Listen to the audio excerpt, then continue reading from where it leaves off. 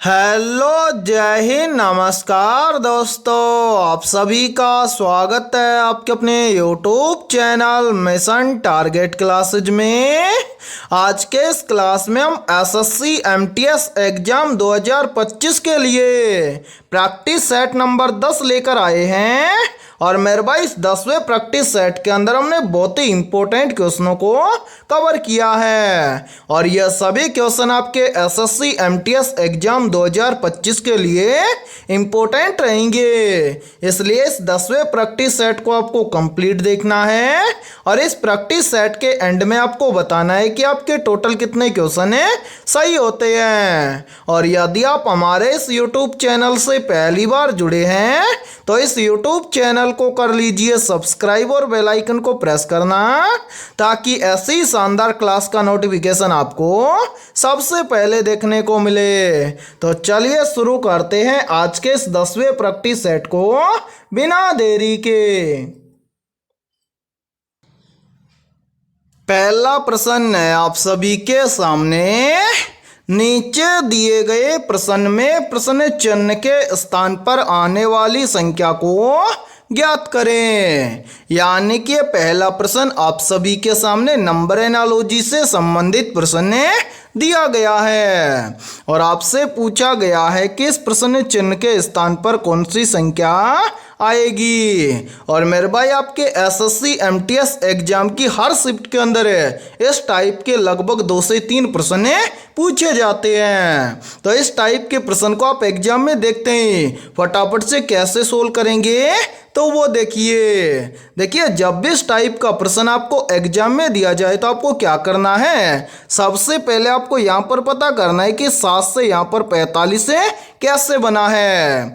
यानी कि जिस प्रकार से 7 से यहाँ पर 45 बना है उसी प्रकार से हम यहाँ पर बताएंगे कि 9 से इस प्रश्न चिन्ह के स्थान पर कौन सी संख्या आएगी। तो मेरे भाई यहाँ पर ध्यान से देखिए इस प्रश्न को किस प्रकार से सोल्व किया गया है। तो सबसे पहले हम क्या करेंगे, यहाँ पर पता करेंगे कि 7 से यहाँ पर 45 से कैसे बना है। तो 7 से यहाँ पर 45 बनाने के लिए क्या किया गया है, सबसे पहले इस 7 का मल्टीप्लाई किया गया है 6 के साथ में। तो यहाँ पर देखिए 6 और 7 को आपस में गुणा कर देंगे तो यहाँ पर बन जाएगा 7 6 42 और मेरे भाई 42 से 45 बन जाएगा कैसे। तो ध्यान से देखिए यदि हम 42 के अंदर क्या कर दें +3 कर दें तो 42 और 3 मिलकर बन जाएगा 45। और ध्यान से देखिए 45 यहाँ पर आप सभी के सामने दिया गया है। अब इसी प्रकार से हम क्या करेंगे 9 से इस प्रश्न चिन्ह की वैल्यू ज्ञात करेंगे। तो करेंगे क्या, सबसे पहले तो इस 7 की तरह इस 9 को भी हम क्या कर देंगे 6 के साथ में मल्टीप्लाई कर देंगे। तो ध्यान से देखिए 9 और 6 को आपस में गुणा कर देंगे तो यहाँ पर बन जाएगा 9 6 54 और मेरे भाई इस 54 के अंदर भी हम क्या कर देंगे +3 कर देंगे तो 54 और 3 मिलकर बन जाएगा 57। यानी कि इस प्रश्न चिन्ह के स्थान पर संख्या भरी जाएगी 57। अब हमें देखना है कि 57 किसी ऑप्शन में है। तो आंसर 57 हमें दिया गया है ऑप्शन ए के अंदर। तो पहले प्रश्न के अंदर ऑप्शन ए हो जाएगा सभी का करेक्ट आंसर है। तो उम्मीद करता हूं कि जब भी आपको इस टाइप का प्रश्न एग्जाम में दिया जाएगा तो आप फटाफट से सोल्व कर लेंगे, ठीक है। और मेरे भाई यहाँ पर देखिए आप सभी के लिए बहुत ही इंपॉर्टेंट सूचना है। यदि आप पहली बार के अंदर एसएससी एमटीएस एग्जाम 2025 को क्रैक करना चाहते हैं तो हमने आपके एसएससी एमटीएस एग्जाम 2025 के लिए जीके जीएस इंग्लिश मैथ और रीजनिंग यानी कि ऑल सब्जेक्ट के ऊपर मोस्ट इंपोर्टेंट क्वेश्चंस का मास्टर पीडीएफ सेट तैयार किया है। और जो भी अभ्यर्थी ये मास्टर पीडीएफ सेट लेना चाहता है वो हमारे इस व्हाट्सएप नंबर पर कांटेक्ट करके ले सकता है। और मेरे भाई इस मास्टर पीडीएफ सेट की प्राइस हमने रखी है मात्र और मात्र 99 रुपये। यानी कि 99 रुपये की फीस के अंदर आपको एसएससी एमटीएस एग्जाम 2025 के लिए ऑल सब्जेक्ट के ऊपर रामबाण क्वेश्चनों का मास्टर पीडीएफ सेट दिया जाएगा। और इस मास्टर पीडीएफ सेट के अंदर आपको क्या क्या मिलने वाला है वो भी देखिए मेरे भाई। यहाँ पर देखिए सबसे पहले इस मास्टर पीडीएफ सेट के अंदर लगभग 11,000 प्लस क्वेश्चन मिलेंगे आपको जीके, जीएस और करंट अफेयर्स के। और मेरे भाई इसी मास्टर पीडीएफ सेट के अंदर लगभग 9,000 प्लस क्वेश्चन मिलेंगे आपको मैथमेटिक्स और रीजनिंग के। और इसी मास्टर पीडीएफ सेट के अंदर आपको लगभग 5,000 प्लस क्वेश्चन मिलेंगे इंग्लिश के। इस तरह से आपको फुल सॉल्यूशन के साथ में ऑल सब्जेक्ट के ऊपर रामबाण क्वेश्चनों का मास्टर पीडीएफ सेट दिया जाएगा। और मैं आप सभी को एक गारंटी देता हूं, यदि आप एसएससी एमटीएस एग्जाम 2025 से पहले इस कंप्लीट मास्टर पीडीएफ सेट को अच्छे से तैयार कर लेते हैं तो आप पहली बार के अंदर एसएससी एमटीएस एग्जाम 2025 को क्रैक कर जाएंगे। ठीक है, तो चलिए फिर अगला प्रश्न देखते हैं। दूसरा प्रश्न है आप सभी के सामने। नीचे दिए गए प्रश्न में प्रश्न चिन्ह के स्थान पर आने वाली संख्या को ज्ञात करें। यानी कि ये दूसरा प्रश्न भी आप सभी के सामने नंबर एनालॉजी से संबंधित प्रश्न दिया गया है और आपसे पूछा गया है कि इस प्रश्न चिन्ह के स्थान पर कौन सी संख्या आएगी। तो मेरे भाई जल्दी से काम कीजिए, इस क्लास को रोकिए और इस प्रश्न को अपने स्तर से सोल्व करके कमेंट सेक्शन के अंदर कमेंट करके बताइए कि इस प्रश्न चिन्ह के स्थान पर कौन सी संख्या आएगी। तो उम्मीद करता हूं कि आपने इस प्रश्न को जरूर सोल्व किया होगा। तो आइए देखते हैं कि आपका आंसर क्या आया है। तो मेरे भाई मैंने आपको काफी बार बताया है कि जब भी आपको एग्जाम के अंदर नंबर एनालॉजी से संबंधित प्रश्न दिया जाए तो आपको क्या करना है। सबसे पहले आपको यहाँ पर पता करना है कि 725 से यहाँ पर 70 कैसे बना है। यानी कि जिस प्रकार से 725 से यहाँ पर 70 बना है उसी प्रकार से हम यहाँ पर बताएंगे कि 826 से इस प्रश्न चिन्ह के स्थान पर कौन सी संख्या आएगी। तो मेरे भाई यहाँ पर ध्यान से देखिए इस प्रश्न को किस प्रकार से सोल्व किया गया है। तो यहाँ पर देखिए 725 से यहाँ पर 70 बनाने के लिए क्या किया गया है मेरे भाई, यहाँ पर 725 की सभी संख्याओं को आपस में गुणा किया गया है। तो यहाँ पर ध्यान से देखिए यदि हम 725 की सभी संख्याओं को आपस में गुणा करेंगे तो यहाँ पर देखिए 5 दूना हो जाएगा 10 और 10 7 हो जाएगा 70 है। यानी कि 725 की यदि हम सभी संख्याओं को आपस में गुणा कर देंगे तो यहाँ पर बन जाएगा 70 है। और ध्यान से देखिए 70 यहाँ पर आप सभी के सामने दिया गया है। अब मेरे भाई यही सेम लॉजिक हम लगाएंगे 826 के अंदर और 826 से इस प्रश्न चिन्ह के स्थान पर कौन सी संख्या आएगी ये हमें ज्ञात करेंगे। तो सेम 725 की तरह ही 826 की सभी संख्याओं को हम आपस में गुणा कर लेंगे। तो मेरे भाई यहाँ पर ध्यान से देखिए 826 की सभी संख्याओं को हम आपस में क्या करेंगे, गुणा करेंगे। तो यहाँ पर देखिए 6 दूना के हो जाएगा 12 और 12 अंटे हो जाएगा 96। यानी कि 826 की सभी संख्याओं को हम आपस में गुणा करेंगे तो यहाँ पर आ जाएगा 96। अब हमें देखना है कि 96 किसी ऑप्शन में है। तो आंसर 96 में दिया गया है ऑप्शन एक के अंदर है। तो मेरे भाई जिन भी अभ्यर्थियों का आंसर 96 आया था उन सभी अभ्यर्थियों का राइट आंसर हो जाएगा ऑप्शन ए। और उम्मीद करता हूं कि जो भी क्वेश्चन मैं आपको करवा रहा हूं वो आपको अच्छे से समझ में आ रहे हैं। ठीक है, तो मेरे भाई इस प्रश्न चिन्ह के स्थान पर संख्या भरी जाएगी 96 और दूसरे प्रश्न के अंदर सभी का करेक्ट आंसर हो जाएगा ऑप्शन ए। तो उम्मीद करता हूं कि जब भी आपको इस टाइप का प्रश्न एग्जाम में दिया जाएगा तो आप फटाफट से सोल्व कर लेंगे। ठीक है, तो चलिए फिर अगला प्रश्न देखते हैं। तीसरा प्रश्न है आप सभी के सामने। नीचे दिए गए प्रश्न में प्रश्न चिन्ह के स्थान पर आने वाली संख्या को ज्ञात करें। यानी कि ये तीसरा प्रश्न आप सभी के सामने नंबर एनालॉजी से संबंधित प्रश्न दिया गया है और आपसे पूछा गया है कि इस प्रश्न चिन्ह के स्थान पर कौन सी संख्या आएगी। तो मेरे भाई इस टाइप के प्रश्न को आप एग्जाम में देखते हैं फटाफट से कैसे सोल्व करेंगे। तो वो देखिए जब भी इस टाइप का प्रश्न आपको एग्जाम में दिया जाए तो आपको क्या करना है। सबसे पहले आपको यहाँ पर पता करना है कि 39 से यहाँ पर 117 कैसे बना है।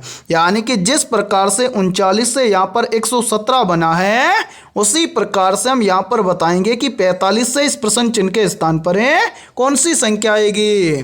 तो मेरे भाई यहाँ पर ध्यान से देखिए इस प्रश्न को किस प्रकार से सोल्व किया गया है। तो यहाँ पर देखिए 39 से यहाँ पर 117 बनाने के लिए क्या किया गया है मेरे भाई, इस 39 का 3 के साथ में गुणा किया गया है। यदि हम 39 का 3 के साथ में गुणा कर देंगे तो यहाँ पर बन जाएगा 117। और ध्यान से देखिए 117 यहाँ पर आप सभी के सामने दिया गया है। अब यही सेम लॉजिक हम लगाएंगे इस 45 के अंदर है और इस 45 से इस प्रश्न चिन्ह की वैल्यू ज्ञात करेंगे। तो करेंगे क्या, सेम इस 39 की तरह ही इस 45 का भी हम क्या कर देंगे 3 के साथ में गुणा कर देंगे। तो मेरे भाई यहाँ पर देखिए यहाँ पर बन जाएगा 45 तिये 135, यानी कि इस प्रश्न चिन्ह के स्थान पर संख्या भरी जाएगी 135। अब हमें देखना है कि संख्या 135 किसी ऑप्शन में है। तो हाँ सर, संख्या 135 हमें दी गई है ऑप्शन सी के अंदर है। तो तीसरे प्रश्न के अंदर ऑप्शन सी हो जाएगा सभी का करेक्ट आंसर है। तो उम्मीद करता हूं कि तीसरा प्रश्न भी आपको अच्छे से क्लियर हो गया होगा। और जब भी इस टाइप का प्रश्न आपको एग्जाम में दिया जाएगा तो आप फटाफट से सोल्व कर लेंगे। ठीक है, तो चलिए फिर अगला प्रश्न देखते हैं। चौथा प्रश्न है आप सभी के सामने। यदि P का अर्थ गुणा है, R का अर्थ घटाना है, S का अर्थ जोड़ है और Q का अर्थ भाग है तो नीचे दिए गए समीकरण का मान ज्ञात करें। यानी कि ये चौथा प्रश्न आप सभी के सामने गणितीय संक्रियाओं से संबंधित प्रश्न दिया गया है। तो मेरे भाई इस टाइप के प्रश्न को आप एग्जाम में देखते हैं फटाफट से कैसे सोल्व करेंगे। तो वो देखिए मेरे भाई ध्यान से देखिए, इस समीकरण के अंदर हमें दिए गए हैं अल्फाबेट लेटर और उन अल्फाबेट लेटर का अर्थ इस प्रश्न के अंदर क्या बोला गया है वो अर्थ इस समीकरण के अंदर रखेंगे और जो नया समीकरण बनेगा उस समीकरण को सोल्व करके उसका मान ज्ञात करेंगे। कैसे, तो वो देखिए यहां पर देखिए मेरे भाई प्रश्न में बोला गया है कि P का अर्थ है गुणा, तो P के स्थान पर हम क्या करेंगे गुणा करेंगे। आगे बोला गया है कि R का अर्थ है घटाना, तो मेरे भाई R के स्थान पर हम क्या कर देंगे माइनस कर देंगे। उसके बाद में बोला गया है कि S का अर्थ है जोड़, तो मेरे भाई S के स्थान पर हम क्या कर देंगे जोड़ यानी कि प्लस कर देंगे। और उसके बाद में बोला गया है कि Q का अर्थ है भाग, तो Q के स्थान पर हम क्या कर देंगे भाग कर देंगे। तो अब यहाँ पर देखिए नया समीकरण बनाएंगे। तो सबसे पहले दिया गया है 6 के बाद में है P का अर्थ है गुणा, उसके बाद में है 6, फिर क्या है S का अर्थ है प्लस, तो यहाँ पर कर देंगे प्लस। उसके बाद में क्या है 16, यहाँ पर लिखेंगे 16। उसके बाद में क्या है Q का अर्थ है क्या भाग, तो यहाँ पर हम करेंगे भाग। उसके बाद में क्या है 2 के बाद में R का अर्थ है माइनस, तो यहाँ पर कर देंगे माइनस। उसके बाद में क्या है 5, यहाँ पर लिख देंगे 5। ये बन गया नया समीकरण। अब इस समीकरण को हम सोल्व करेंगे बोर्डमास के नियम के अकॉर्डिंग। बोर्डमास का नियम ये बोलता है कि सबसे पहले समीकरण के अंदर हम क्या करेंगे ब्रैकेट को सोल्व करेंगे, ब्रैकेट के बाद में हम भाग को सोल्व करेंगे, भाग के बाद में गुणा को सोल्व करेंगे और गुणा के बाद में प्लस और माइनस को सोल्व करेंगे। तो इस समीकरण के अंदर हमें ब्रैकेट नहीं दिया गया है तो ब्रैकेट के बाद में हम सोल्व करेंगे भाग को। तो मेरे भाई सबसे पहले हम क्या करेंगे 2 का भाग देंगे 16 में। तो यहाँ पर देखिए सबसे पहले 6, उसके बाद में गुणा में 6, फिर है प्लस।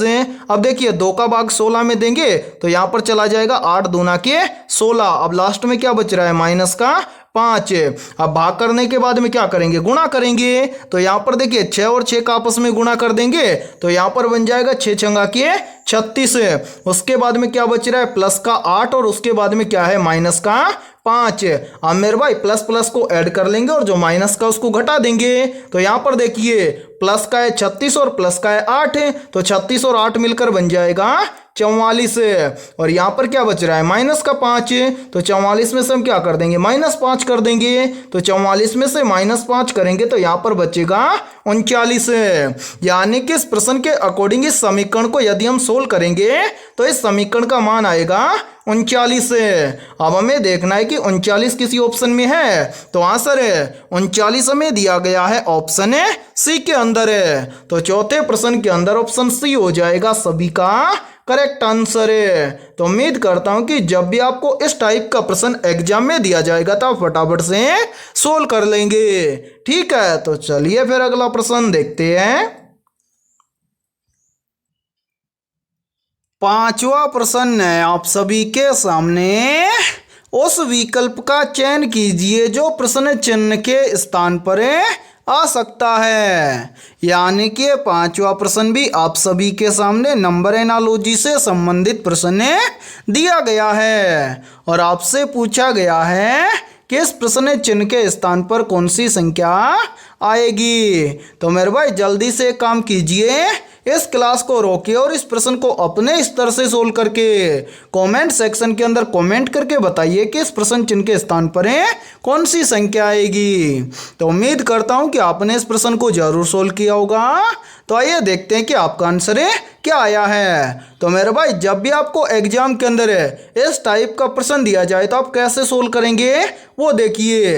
इस टाइप का प्रश्न आपको एग्जाम में दिया जाए तो आपको क्या करना है, सबसे पहले आपको यहाँ पर पता करना है कि 6 से यहाँ पर 32 कैसे बना है। उसी प्रकार से यहाँ पर आपको पता करना है कि 11 से यहाँ पर 117 कैसे बना है। फिर मेरे भाई हम यहाँ पर बताएंगे उसी प्रकार से कि 10 से इस प्रश्न चिन्ह के स्थान पर कौन सी संख्या आएगी। तो ध्यान से समझिए इस प्रश्न को किस प्रकार से हल किया गया है। तो यहाँ पर देखिए मेरे भाई 6 से यहाँ पर 32 बनाने के लिए क्या किया गया है, सबसे पहले इस 6 का किया गया है स्क्वायर। 6 का स्क्वायर कितना होता है, तो मेरे भाई 6 का स्क्वायर होता है 36। और यदि हम इस 36 में से क्या कर दें, -4 कर दें तो यहाँ पर बन जाएगा 32। और ध्यान से देखिए 32 यहाँ पर आप सभी के सामने दिया गया है। उसी प्रकार से हम क्या करेंगे, यहाँ पर देखेंगे कि 11 से यहाँ पर 117 से इसी प्रकार से आया है क्या। तो मेरे भाई यहाँ पर हम क्या करेंगे, सबसे पहले तो 11 का करेंगे स्क्वायर। 11 का स्क्वायर कितना होता है, तो मेरे भाई 11 का स्क्वायर होता है 121। और ध्यान से देखिए यदि हम 121 में से भी क्या कर दें, -4 कर दें तो 121 में से -4 करेंगे तो यहाँ पर बच जाएगा 117। अब उम्मीद करता हूँ कि यहाँ पर आप आसानी से बता दोगे कि 10 से इस प्रश्न चिन्ह के स्थान पर कौन सी संख्या आएगी। तो मेरे भाई सभी की तरह हम यहाँ पर क्या करेंगे, सबसे पहले तो इस 10 का करेंगे स्क्वायर। 10 का स्क्वायर कितना होता है, तो मेरे भाई 10 का स्क्वायर होता है 100। और इस 100 में से हम क्या कर देंगे, सभी की तरह -4 कर देंगे। तो 100 में से -4 करेंगे तो यहाँ पर बचेगा 96। यानी कि इस प्रश्न चिन्ह के स्थान पर संख्या भरी जाएगी 96। अब मेरे भाई जिन भी अभ्यर्थियों का आंसर 96 आया था, समझना उनकी तैयारी बेहतर है। और ध्यान से देखिए 96 में दिया गया है ऑप्शन डी के अंदर है। तो पांचवें प्रश्न के अंदर ऑप्शन डी हो जाएगा सभी का करेक्ट आंसर है। तो उम्मीद करता हूं कि पांचवा प्रश्न भी आपको अच्छे से क्लियर हो गया होगा। और जब भी इस टाइप का प्रश्न आपको एग्जाम में दिया जाएगा तो आप फटाफट से सोल्व कर लेंगे। ठीक है, तो चलिए फिर अगला प्रश्न देखते हैं। छठा प्रश्न है आप सभी के सामने। विक्रमशिला गंगा डॉल्फिन वन्यजीव अभ्यारण्य निम्नलिखित में से किस राज्य में स्थित है। ऑप्शन ए उत्तर प्रदेश राज्य में, ऑप्शन बी है बिहार राज्य में, ऑप्शन सी है गोवा राज्य में और ऑप्शन डी है छत्तीसगढ़ राज्य में। तो यहाँ पर देखिए इन चारों में से करेक्ट आंसर हो जाएगा सभी का ऑप्शन है बी, यानी कि विक्रमशिला गंगा डॉल्फिन वन्यजीव अभ्यारण्य बिहार राज्य में स्थित है। तो छठे प्रश्न के अंदर करेक्ट आंसर हो जाएगा सभी का ऑप्शन है बी। और मेरे भाई ये प्रश्न बहुत ही इंपॉर्टेंट प्रश्न है, चाहे तो आप इस प्रश्न का स्क्रीनशॉट भी ले सकते हैं या फिर आप इस प्रश्न को अपनी नोटबुक के अंदर आप नोट भी कर सकते हैं, क्योंकि ये प्रश्न बार बार एग्जाम के अंदर रिपीट होता है। ठीक है, तो चलिए फिर अगला प्रश्न देखते हैं। सातवां प्रश्न है आप सभी के सामने। वायसराय लॉर्ड कर्जन ने बंगाल का किस वर्ष विभाजन किया था। ऑप्शन ए वर्ष 1904 में, ऑप्शन बी है वर्ष 1903 में, ऑप्शन सी है वर्ष 1905 में और ऑप्शन डी है वर्ष 1902 में। तो यहाँ पर देखिए इन चारों में से करेक्ट आंसर हो जाएगा सभी का ऑप्शन है सी, यानी कि वायसरॉय लॉर्ड कर्जन ने बंगाल का विभाजन किया था वर्ष 1905 में। तो सातवें प्रश्न के अंदर करेक्ट आंसर हो जाएगा सभी का ऑप्शन है सी। और मेरे भाई यहाँ पर देखिए, यदि ये क्लास आपको पसंद आ रही है तो जल्दी से एक बार इस क्लास को लाइक कर दीजिए, और यदि आप हमारे इस YouTube चैनल से पहली बार जुड़े हैं तो इस YouTube चैनल को कर लीजिए सब्सक्राइब और बेल आइकन को प्रेस करना, ताकि ऐसी शानदार क्लास का नोटिफिकेशन आपको सबसे पहले देखने को मिले। ठीक है, तो चलिए फिर अगला प्रश्न देखते हैं। आठवां प्रश्न है आप सभी के सामने, निम्न में से कौन सा राज्य हरियाणा के साथ अपनी सीमा साझा नहीं करता है? ऑप्शन ए उत्तर प्रदेश राज्य, ऑप्शन बी है मध्य प्रदेश राज्य, ऑप्शन सी है हिमाचल प्रदेश राज्य, और ऑप्शन डी है राजस्थान राज्य। तो यहाँ पर देखिए इन चारों में से करेक्ट आंसर हो जाएगा सभी का ऑप्शन है बी, यानी कि मध्य प्रदेश राज्य हरियाणा के साथ अपनी सीमा साझा नहीं करता है। तो आठवें प्रश्न के अंदर करेक्ट आंसर हो जाएगा सभी का ऑप्शन है बी। और मेरे भाई यहाँ पर देखिए, यहीं से क्वेश्चन और बनता है, और ये क्वेश्चन भी काफी बार एग्जाम के अंदर रिपीट होता है। प्रश्न पूछा जाता है कि भारत के किस राज्य में सर्वाधिक वन क्षेत्र पाया जाता है? तो मेरे भाई याद रखना, भारत के मध्य प्रदेश राज्य में सर्वाधिक वन क्षेत्र पाया जाता है। ठीक है, तो चलिए फिर अगला प्रश्न देखते हैं।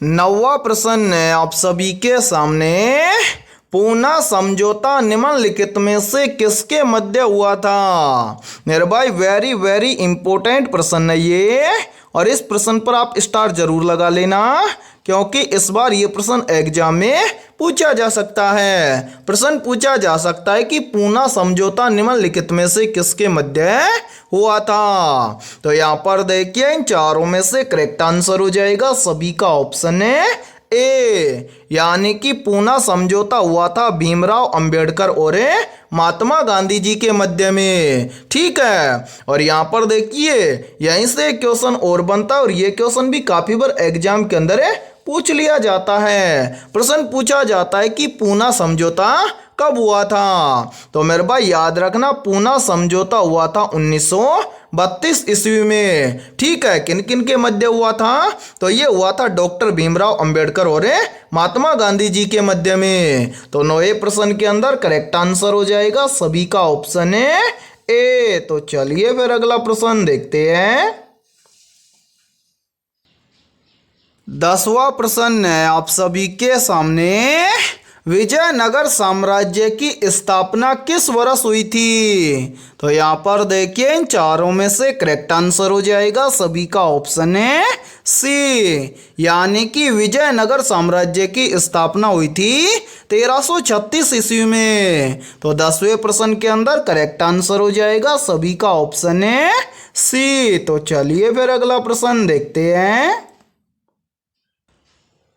11वां प्रश्न है आप सभी के सामने, निम्नलिखित में से प्रार्थना समाज का गठन किसने किया था? ऑप्शन ए राजा राम मोहन राय ने, ऑप्शन बी है दयानंद सरस्वती ने, ऑप्शन सी है आत्माराम पांडुरंग ने, और ऑप्शन डी है स्वामी विवेकानंद ने। तो यहाँ पर देखिए इन चारों में से करेक्ट आंसर हो जाएगा सभी का ऑप्शन है सी, यानी कि प्रार्थना समाज का गठन किया था आत्माराम पांडुरंग ने। तो 11वें प्रश्न के अंदर करेक्ट आंसर हो जाएगा सभी का ऑप्शन है सी। तो चलिए फिर अगला प्रश्न देखते हैं। 12वां प्रश्न है आप सभी के सामने, भारत की निम्नलिखित में से कौन सी नदी बंगाल की खाड़ी में गिरती है? ऑप्शन ए गोदावरी नदी, ऑप्शन बी है तापी नदी, ऑप्शन सी है महानदी, और ऑप्शन डी है नर्मदा नदी। तो यहाँ पर देखिए इन चारों में से करेक्ट आंसर हो जाएगा सभी का ऑप्शन है ए, यानी कि भारत की गोदावरी नदी बंगाल की खाड़ी में गिरती है। तो 12वें प्रश्न के अंदर करेक्ट आंसर हो जाएगा सभी का ऑप्शन है ए। और मेरे भाई ये प्रश्न एसएससी एमटीएस एग्जाम 2024 के अंदर पूछा गया प्रश्न है। ठीक है, तो चलिए फिर अगला प्रश्न देखते हैं। 13वां प्रश्न है आप सभी के सामने। नागरहोल राष्ट्रीय उद्यान किस बायोस्फीयर रिजर्व का हिस्सा है? मेरे भाई ये प्रश्न एसएससी एमटीएस एग्जाम 2024 में पूछा गया प्रश्न है। तो यहाँ पर देखिए इन चारों में से करेक्ट आंसर हो जाएगा सभी का ऑप्शन है डी, यानी कि नागरहोल राष्ट्रीय उद्यान नीलगिरी बायोस्फीयर रिजर्व का हिस्सा है। तो 13वें प्रश्न के अंदर करेक्ट आंसर हो जाएगा सभी का ऑप्शन है डी। तो चलिए फिर अगला प्रश्न देखते हैं। 14वां प्रश्न है आप सभी के सामने। भारत का प्रमुख लौह अयस्क निर्यातक बंदरगाह किस राज्य में स्थित है? ऑप्शन ए उत्तर प्रदेश राज्य में, ऑप्शन बी है गुजरात राज्य में, ऑप्शन सी है महाराष्ट्र राज्य में और ऑप्शन डी है गोवा राज्य में। तो यहाँ पर देखिए इन चारों में से करेक्ट आंसर हो जाएगा सभी का ऑप्शन है डी, यानी कि भारत का प्रमुख लौह अयस्क निर्यातक बंदरगाह स्थित है गोवा राज्य में। तो 14वें प्रश्न के अंदर करेक्ट आंसर हो जाएगा सभी का ऑप्शन है डी। और मेरे भाई ये मोस्ट इंपोर्टेंट प्रश्न है, चाहे तो आप इस प्रश्न का स्क्रीनशॉट भी ले सकते हैं और या आप इस प्रश्न को अपनी नोटबुक के अंदर आप नोट भी कर सकते हैं। और इसी के साथ में देखिए आप सभी के लिए बहुत ही इम्पोर्टेंट सूचना है, यदि आप पहली बार के अंदर एसएससी एमटीएस एग्जाम 2025 को क्रैक करना चाहते हैं तो हमने आपके एसएससी एमटीएस एग्जाम 2025 के लिए ऑल सब्जेक्ट के ऊपर रामबाण क्वेश्चनों का मास्टर पीडीएफ सेट तैयार किया है। और जो भी अभ्यर्थी ये मास्टर पीडीएफ सेट लेना चाहता है वो हमारे इस व्हाट्सएप नंबर पर कांटेक्ट करके ले सकता है। व्हाट्सएप नंबर है 7374826893। ये हमारा व्हाट्सएप नंबर है। इस व्हाट्सएप नंबर पर आप कांटेक्ट करके इस कंप्लीट मास्टर पीडीएफ सेट को ले सकते हैं। और इस मास्टर पीडीएफ सेट के अंदर आपको क्या क्या मिलने वाला है तो वो भी देख लीजिए मेरे भाई। यहाँ पर देखिए सबसे पहले आपको इस मास्टर पीडीएफ सेट के अंदर आपको लगभग 11,000 प्लस क्वेश्चन मिलेंगे जीके जीएस के। इसी मास्टर पीडीएफ सेट के अंदर आपको लगभग 9,000 प्लस क्वेश्चन मिलेंगे मैथमेटिक्स और रीजनिंग के। और मेरे भाई इसी मास्टर पीडीएफ सेट के अंदर आपको लगभग 5,000 प्लस क्वेश्चन मिलेंगे इंग्लिश के। इस तरह से आपको ऑल सब्जेक्ट के ऊपर रामबाण क्वेश्चनों का मास्टर पीडीएफ सेट दिया जाएगा। और इस मास्टर पीडीएफ सेट की प्राइस हमने रखी है मात्र और मात्र 99 रुपए, यानी कि 99 रुपए की फीस के अंदर आपको एसएससी एमटीएस एग्जाम 2025 के लिए ऑल सब्जेक्ट के ऊपर रामबाण क्वेश्चनों का मास्टर पीडीएफ सेट दिया जाएगा। और मेरे भाई ये सभी क्वेश्चन आपको फुल सॉल्यूशन के साथ में मिलने वाले हैं। तो जो भी अभ्यर्थी मास्टर पीडीएफ सेट लेना चाहता है वो इस व्हाट्सएप नंबर पर कांटेक्ट करके ले सकता है। और मैं आप सभी को एक गारंटी देता हूं, यदि आप एसएससी एमटीएस एग्जाम 2025 से पहले इस कंप्लीट मास्टर पीडीएफ सेट को अच्छे से तैयार कर लेते हैं तो आप पहली बार के अंदर एसएससी एमटीएस एग्जाम 2025 को क्रैक कर जाएंगे। ठीक है, तो चलिए फिर अगला प्रश्न देखते हैं। 15वां प्रश्न है आप सभी के सामने। लोकसभा की सभी संसदीय समितियों के अध्यक्ष की नियुक्ति कौन करता है? ऑप्शन ए राष्ट्रपति, ऑप्शन बी है प्रधानमंत्री, ऑप्शन सी है लोकसभा अध्यक्ष और ऑप्शन डी है गृह मंत्री। तो यहाँ पर देखिए इन चारों में से करेक्ट आंसर हो जाएगा सभी का ऑप्शन है सी यानी कि लोकसभा की सभी संसदीय समितियों के अध्यक्ष की नियुक्ति करता है लोकसभा अध्यक्ष। तो 15वें प्रश्न के अंदर करेक्ट आंसर हो जाएगा सभी का ऑप्शन है सी। तो मेरे भाई आज की इस क्लास के अंदर इतना ही। यदि ये क्लास आपको पसंद आई है तो जल्दी से एक बार इस क्लास को लाइक कर दीजिए, और यदि आप हमारे इस YouTube चैनल से पहली बार जुड़े हैं तो इस YouTube चैनल को कर लीजिए सब्सक्राइब और बेल आइकन को प्रेस करना, ताकि ऐसी शानदार क्लास का नोटिफिकेशन आपको सबसे पहले देखने को मिले। ठीक है, तो फिर मिलते हैं ऐसे ही बेहतरीन क्वेश्चनों के साथ सुबह 7 बजे।